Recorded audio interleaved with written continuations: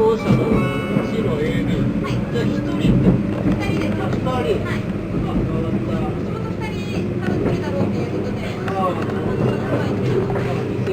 本日は五葉線全線開通記念号にご乗車いただきましてありがとうございます。これから先の停車駅と到着時刻のご案内をいたします。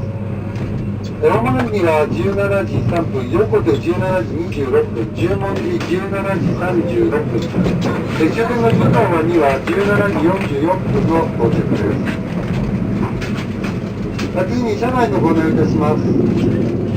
奥羽本線全線開通記念号は6両で運転いたしております。先頭車が1号車で、1号車、2号車の順、後寄りの6両となっております。すべての車両が指定席です。乗車券のほかに座席指定券が必要となります。また座席指定券をお持ちのお客様、指定券に示されております座席指定券をよくお確かめの上ご利用ください。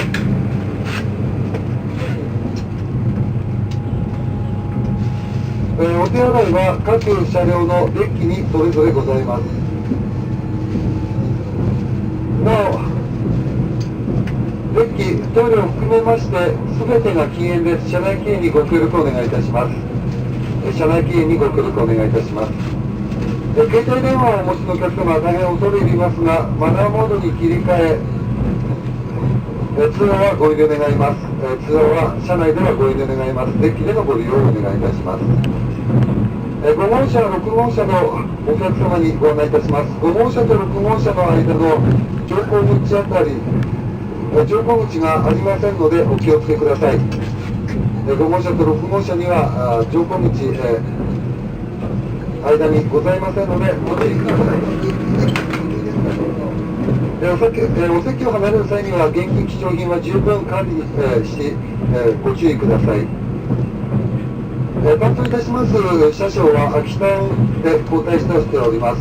この先終点の湯沢までは秋田運輸区の大原がご案内させていただきます。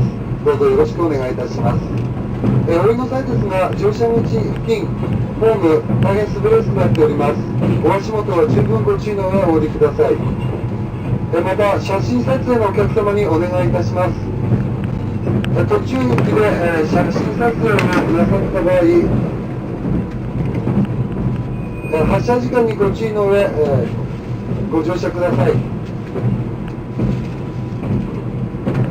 写真撮影の際には、発車時間に十分ご注意の上、写真撮影のお願いをいたします。無理なご乗車などは大きな事故につながる場合がございます。お客様のご理解とご協力よろしくお願いいたします。本日は奥羽本線全線開通記念号ご利用いただきましてありがとうございます。次は大曲です。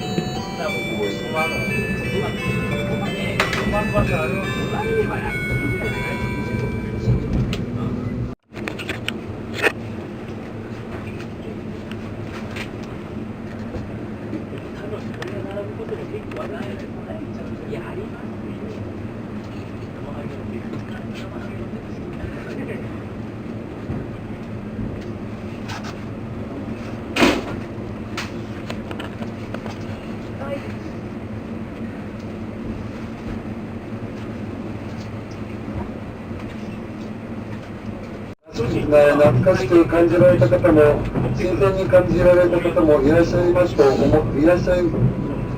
思いますが、地域の皆様に支えられ、奥羽本線110周年を迎えることができました。